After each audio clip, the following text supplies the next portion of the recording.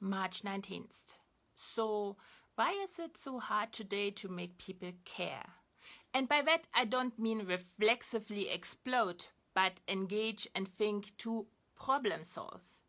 And it goes back to biology, of course. What I just described as engaging and thinking to problem solve is also understood as scaling up the cognitive light cone. And I guess this is as good a moment as any to define what a cognitive light cone is. So let's go.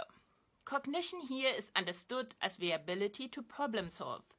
There's a skill reaching, for example, from magnets, that once they hit a barrier, will forever cling to either side of this barrier and never get together because that's the end of their problem-solving capability. 2.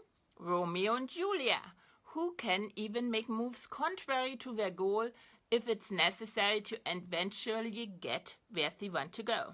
They can engage in delayed gratification. And there's, of course, everything in between. Now, imagine a three-dimensional grid, like this one. The horizontal dimension describes the area something can care about at the most. As a noun, something will want to problem solve inside. The vertical dimension describes the ability to remember back into the past and plan ahead into the future. So it's time. A bacterium will care about the composition of the environment in its immediate vicinity with an attention span back and forth of fractions of seconds.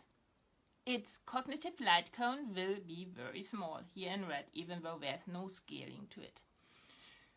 A dog will care about its territory with a memory reaching back and forth a couple of days. Not a chance in hell that this dog will care what will happen 3 weeks from now, 2 towns over. That's just us humans.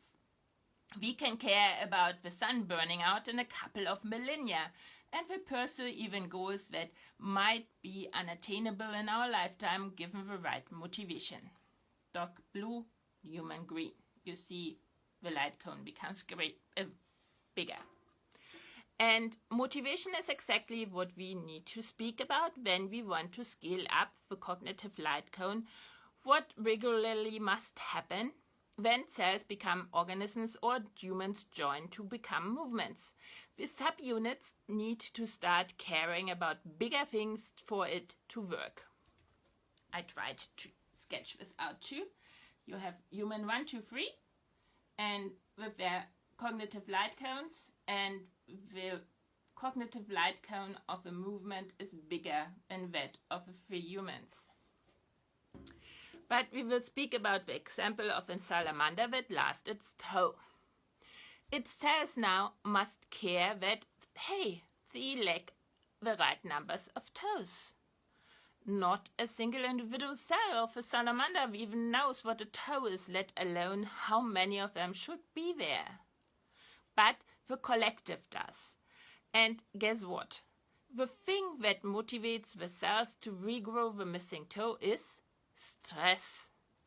Every single cell must be able to feel stress and spread its stress to its neighbors to respond to conditions that are really failures of alignment of a current state with the target state of a collective. And only then the single cells can respond as a collective to a goal that for each individual cell would fall outside its cognitive light cone, the dimension of its care. Transferring this to the humans and movements. Something is measured and it doesn't meet the target state. Here, that one. For example, global warming, but it could also be the position of a person in a tribal hierarchy or the ownership of a rock that someone has declared holy. Humans are crazy and most of their targets today are described on the basis of some story or another. So we have a situation in which the current state doesn't align with the target state. To get the group to respond, we need to initiate stress. And here comes the problem. everyone is kept in a permanent state of excitement today, as everyone is made to care about uncountable targets that are all given the highest priority whether they deserve it or not. The appropriate directed stress response can't be built up anymore and the group doesn't function to problem solve. Pay as much attention to your information diet as you do to your nutrition diet, therefore. Notice the target states you keep measuring towards and sort them to reduce your daily level of stress and to be available to problem solve when it is actually vital. Also known as thinking. Make a habit out of thinking. Turn thinking into a movement. Like, comment, share. And as always, thank you for gifting me with a few minutes of your most precious, your lifetime.